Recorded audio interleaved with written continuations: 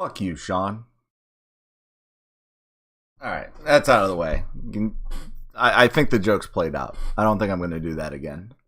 Um, so I'm excited.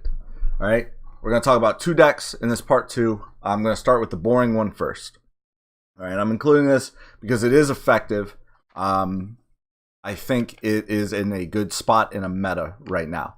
So if you were to say, Zion, you're playing in a regional tomorrow, no preparation for this one specifically, and the meta breakdown of the whole tournament is absolutely anything and everything that's made top 8 at every regional so far. It's very likely that I would just sleeve this up and go in and try to just fight my way to the top 8 and then hope my matchups work out from there. All right. Everybody knows what this deck does. It's going to get a Shadowcaster out. It's going to use Rebel Engineers to go find the mods. It's going to slam them down, and it's going to race. And I do mean race. Every single game you play with this deck will be a damage race. You will use Vandalize on Force Illusion and against Vader, and you'll say, I'm going to get to 15 damage before you can kill my other 2 people, basically. It's saying, I think the fact that Shadowcaster has no blanks and I have shield generators are going to be enough to carry me through this mill matchup. And I'm going to use Reckless Reentry when I need to, just to get the die back out there. And I hope to luck out. I'm going to go find my targeting Astromechs and my triple laser turrets. I'm just going to jam them down, and we're going to try our hardest. Friends in low places and scruffy looking nerf herder to make sure your turns go the way you want them to. And then into the garbage chute as your panic button with suppressive fire clearly for the Vader matchup, but moderately useful elsewhere. Here's where this deck runs into problems though. Number one, all right, Force Wave, Hover Tank. Those are very real. They're out there. They're being ran with holocrons. They're getting down on the table turn 1. And you don't have very many ways you can actually interact with those dice, short of vandalizing the upgrade. And that's pretty painful to do. All right, sometimes you can get lucky and garbage shoot it, but we're not living in a fantasy land. Okay, you can't count on it. And that's what I mean. Every single game is going to be a race. It is very straightforward. You have very little room to actually play around and utilize your skill level against the other player to get where you need to be. Other than some basic skill level things of, hey, he could be running his own Vandalize. I don't have friends or low places or a shield generator. Maybe I don't play this Shadowcaster round 1 before he starts resolving his dice. Right, that's about the extent of your skill level with this deck is going to be playing around Vandalize. Everything else, it's just pure damage and rushing as fast as you can. It's not unheard of to lose a Rebel Engineer right off the rip in round 1 while you're getting set up, and then just really trying to climb back from there. The good thing is, this Shadowcaster die is pretty outstanding. All right, it is insanely good. Nobody really needs to be convinced of that.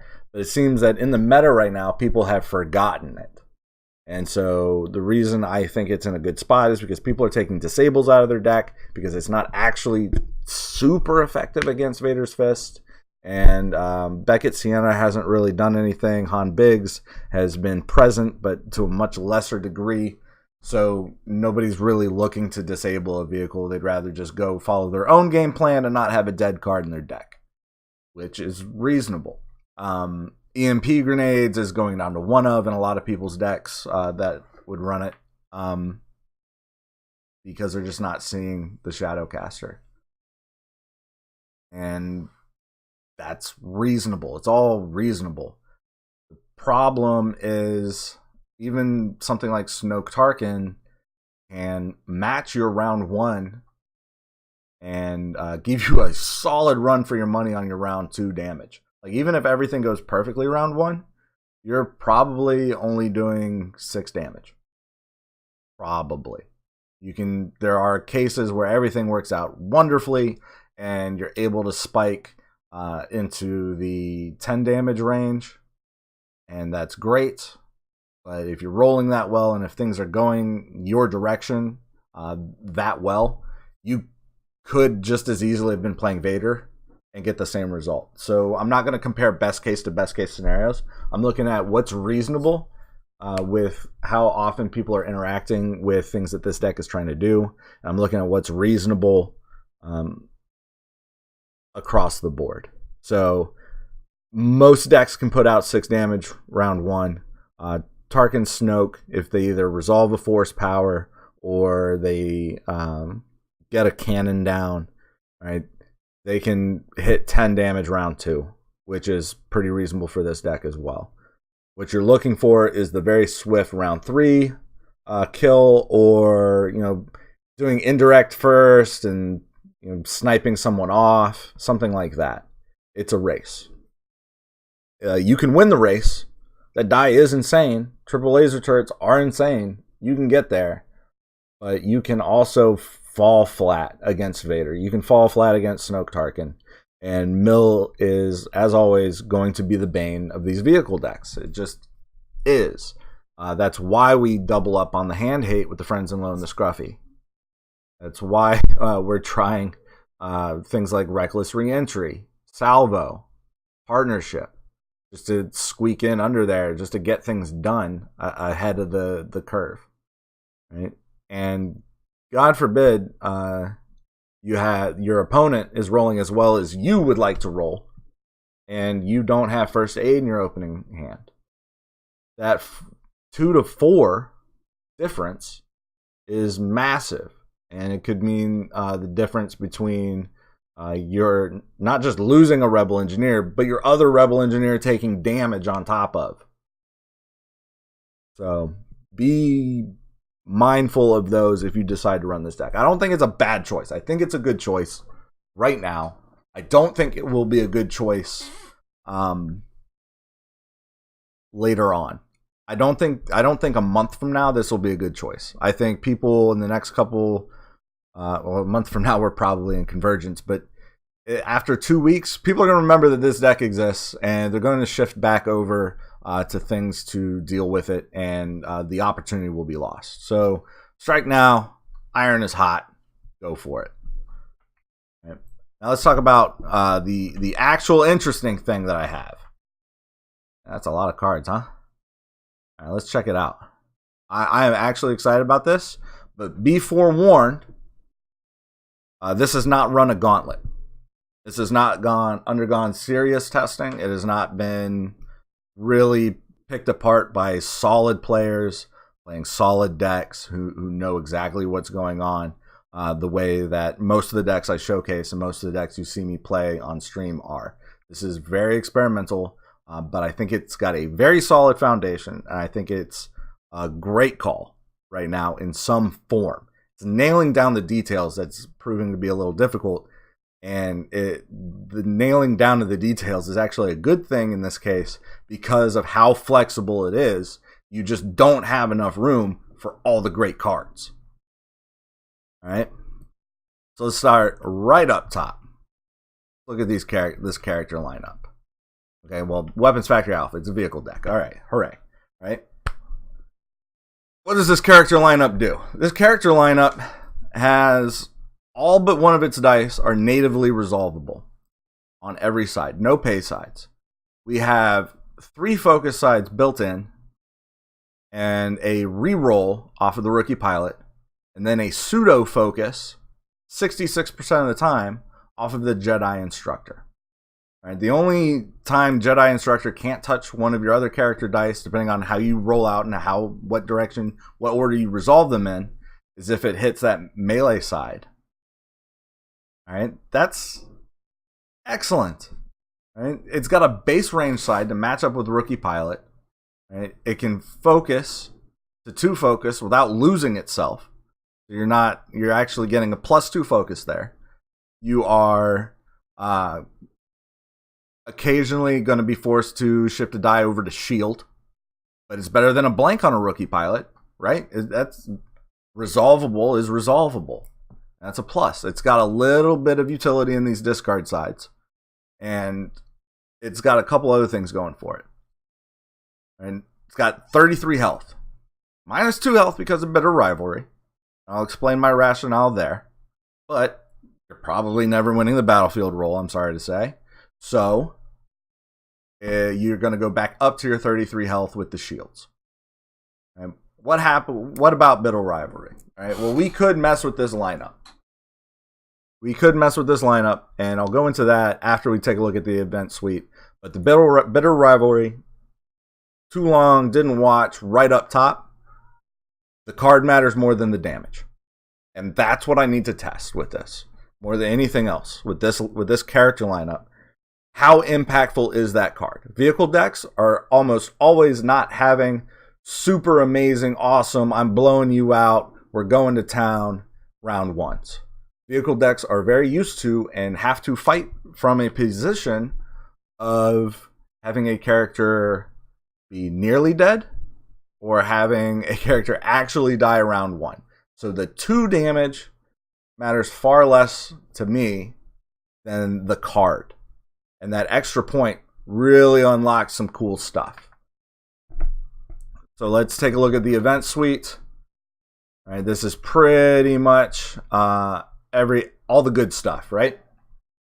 So out of all of these cards, only Hidden Motive, Suppressifier, and Flank don't touch more than 1 die.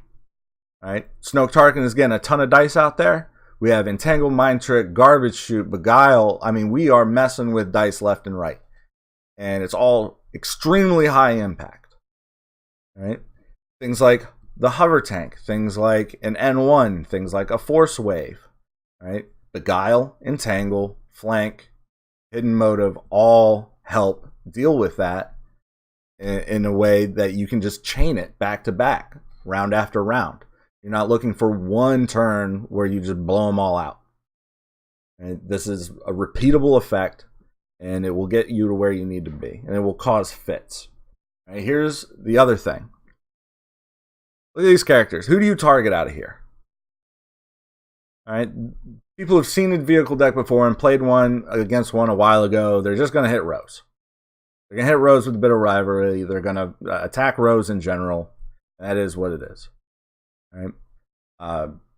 Smarter players are going to bit of rivalry that rookie pilot, and they're going to hit that guy because it gets a 2 damage die off the table and it prevents your rerolls. And he's going to be super weak after he takes that bit of rivalry damage. And that's just a fact. All right.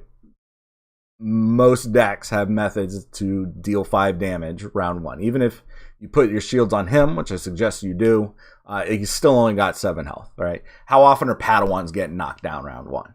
That's what we're looking at. But I'll tell you what they're not going to do. They're not going to hit L3 because they don't want her to turn into a mod. And they're not going to hit Jedi Instructor because who the fuck is going to kill a Jedi Instructor first? And what possible good is that going to do you? Do them. And what that allows us to do is jam 2 Mind Tricks and 2 Entangles in a rainbow deck and be very confident that most of the time when we draw those cards, they're playable. They're not dead. Right? If they are super worried about easy pickings and friends in low places and Entangle and they go after L3, fuck it. You turned off 2 of my cards. The rest of them are still live. I'm still going to Mind Trick you. All right? If they kill a character early, oh well, I got 3 left. This Garbage Chute doesn't hurt. You kidding me? Rose already did her job. Send her to the trash. L3, don't worry about her. I got C-3PO on the board. Turn her sideways, remove dice. Flank is easy. All right? And the way these characters in this event suite interact is way better than other decks. So you could take these 30 cards and you could jam them in that Yoda, Gungan, hired gun deck. Right? Even ignoring the fact that you're running risks on your event suite, you're running a lot of risks and trying to resolve for money and all of that in that deck specifically. you're going to run into sequencing issues where something like Into the Garbage Chute is going to be very, very well telegraphed. Or you can bluff with your Into the Garbage Chute in that deck, and they'll play around it, or they'll take a look at the hand, and they realize you don't have it, and that just is what it is. All right, the sequencing of this deck, if you roll out Rose to try to get utility, and then it's a whiff, and then you roll out a vehicle, and then you roll out Rookie Pilot to re-roll that vehicle, that looks normal. That's a perfectly reasonable sequence of events, and it's reasonable to be re-rolling or doing something in between all of those before, say, rolling Jedi Instructor out or rolling L3 out in some cases. I mean, Garbage Chute is not telegraphed. Whether you have Mind Trick or Entangle is not telegraphed. Both of those characters are live. Both of those cards are live. That's great. Right. We have the stock standard small vehicle suite right here with the Crate Speeder T-47. I am partial right now to the N1s just because they take care of Shadowcasters and Falcons and Fire Sprays and Hover Tanks. And that's a really good thing to take care of, is those Hover Tanks and those Fire Sprays.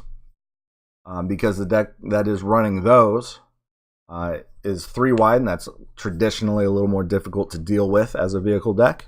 And then your random Beckett Siennas are running around out there, and they're kind of disrupting you a little bit. So being able to punch back once you do get a little bit of cash going on your end and you get an N1 down, and you force them to play around it, that's nice. Black 1 and BB-8 are kind of experimental here. I like Black 1 because it comes out for free on Rally Aid, and we can't really afford to run the Hawk. These Crate Speeders are bonkers because we get to take Rose. It's not just a one and done. We can start with them. We can use Rose to clear the damage back off, and then we can do other things. But Rose on 1 die, and very often the primary target, not reliable enough to run the Hawk. Especially if we're taking 2 damage from Bitter Rivalry off the top.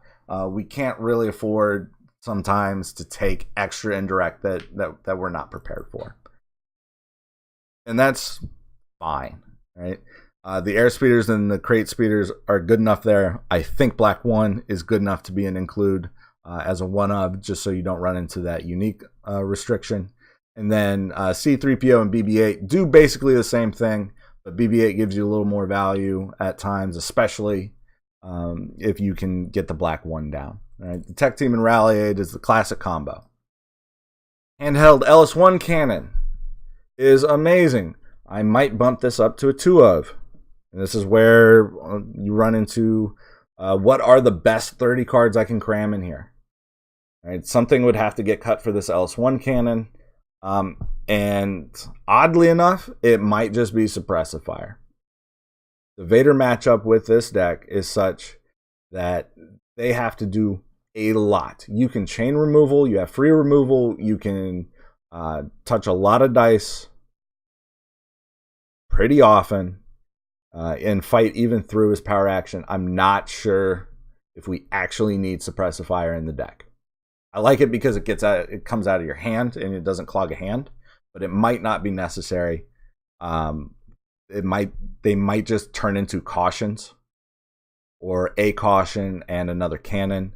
The flank might turn into another cannon or a caution itself, something like that. And that is fine. This handheld LS1 cannon is the only paid side in the deck. Your money is always going towards removal or ramp, which gets you free shit.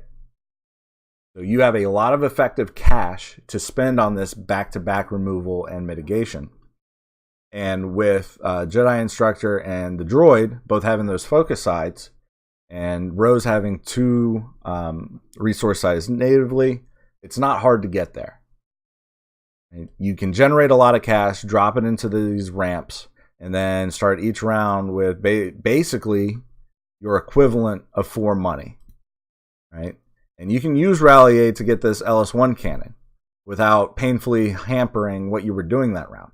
If you wait till the end of the round like you normally do, you make sure you've done all your mitigation, you've made sure everything is going the way you want it to, and then you start strategically discarding to reroll, or playing things out to craft a Rally Aid. Well, you can Rally Aid off of LS1 Cannon and get it for 1. LS1 Cannon is an amazing deal for 2. It's absolutely insane for 1. And it has your only paid side. And it's matchable with the sides of all of your stuff. And focusable. It's great. All right, so why do I not care about Bitter Rivalry? Well, basically, we want to be able to mind trick and entangle on command. Rookie Pilot stays because of his sheer utility, and Rose matching up with his Crate Speeder is pretty necessary. You could mess with Rose and turn her into somebody else, another yellow character, but I really like that double resource side. We're not running mods, so Rebel Engineer isn't a thing. And then we're sticking with the Jedi Instructor over anything else because Padawan is more aggressive, but it loses you 2 health on the deal. And then the Jedi Temple Guard is not natively resolvable. We're not running R2-D2 here, so his die is difficult to do what you want it to do. And Guardian, of course, has lost a lot of value recently. All right, now the Hired Gun and Ezra. So you could simply swap and keep Bitter Rivalry with the Hired Gun and be more aggressive and have another double resource side. The problem there is you become a lot more reliant on your C-3PO or your BB-8. And that's not where you want it to be. And then oftentimes the Hired Gun die is unresolvable round 1, even after rerolls, because of that paid side. And I don't have cautions in here yet. Like I said, I think I might put them in there. But if I don't have them in right now, I don't want unresolvable character dice. Previously, you could just caution them and turn that into a 3 shield side, and that's fine. That's a great use of a Hired Gun die round 1, but otherwise, meh. Now, the other problem, I forgot to even talk about Ezra. Ezra also comes in as more aggressive. He has a disrupt / resource side in that special in a lot of cases, but the problem there is decks are spending all their money round 1. They're ramping. And you don't always get to take a resource. And that kind of sucks. But the real problem with swapping either of these two in for L3 is now opponents are going to stare at that and they're going to say, you know what? I don't want to worry about easy pickings this game. I don't want to worry about entangle this game. I'm just going to kill the yellow motherfucker. Right? And yeah, that is kind of good because we do really like having that Rookie Pilot. But if we're trying to be more aggressive here and the aggression just gets shut down and now we can't entangle, that's a problem. Even if we aren't running easy pickings, it's a problem to get our entangle shut down because we want both Mind Trick and entangle to be live for as long as possible. So I'm very hesitant to put one of these lightning rods in over L3's spot. L3 is the one yellow character nobody wants to hit. Now, I think it's still probably smarter in some cases just to hit her and deal with it, with her being a mod. But nobody wants to do that. It's very unusual for that to happen. So I'm very satisfied thus far with L3 being in that slot. And you'll also notice that you can gain 1 more health off of Hired Gun. But again, that unresolvable character die in round 1, a lot of the case, I don't like. I want to avoid that as much as possible. But Ezra has 1 less health than L3. All right, if you start messing with Jedi Instructor for Jedi Temple Guard or Padawan, that's less health. If you start messing with Rose and turning her into somebody else, that's going to be less health. So this Bitter Rivalry is just kind of evening that playing field. By taking L3 over Ezra, even with the Bitter Rivalry damage, we're only down 1 health from it. Virtually. Because we would have lost 1 health going to Ezra anyway. So how impactful is that card? That's the question. So far, it hasn't been very impactful because if they are removing your dice round 1, then it's not too much of a problem. That's just dice that they're not going to use to remove vehicles later. And that's pretty okay, as long as you're making progress on your board state by getting Tech Team and Rally Aid down, by preemptively throwing down a BB-8 or a C-3PO, or just by stockpiling cash and getting Suppressive Fire out of your hand. Those are perfectly valid things to do. Another benefit that going 4 wide over 3 wide has is this Vandalize, which might get bumped up to a 2 of. Just don't ask me what I want to cut for it right now. Because it's looking kind of like Hidden Motive, maybe, for the second Vandalize. Now, in the 3 wide with Yoda, or in the 3 wide with the Rebel Engineers, or the Wedge, Rose, Hired Gun, if you lose one character there, the one that they're probably targeting, you're losing 2 character dice. And that makes Vandalize a lot harder.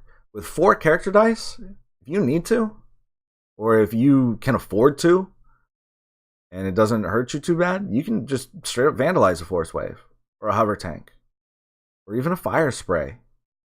You can Vandalize a Vader's Lightsaber round 3. Feels great. Why not? And of course, it also works on Force Jump, which gives you an edge in the mill matchup. So all of this focus and this reroll and Rose's repeatable value on this resistance speeder goes a long way to help in the mirror matchup. It's still the hardest, but it's winnable. Especially with the LS1 cannon being just such a monster of a die in getting things done. Right? And then these are the cards that aren't in right now, but are perfectly reasonable. All right? Force Illusion is obvious. Everybody likes it. Overconfidence is not in right now just because I don't want to overly rely on the Jedi Instructor. Now, no one's hitting the Jedi Instructor, so Overconfidence could very easily go in over something. Force Illusion is always a value. It could take one of these 2 slots. We could drop one of these down to a 1 of, something like that. Easy pickings, of course, everybody likes it, but I like that even less than Overconfidence.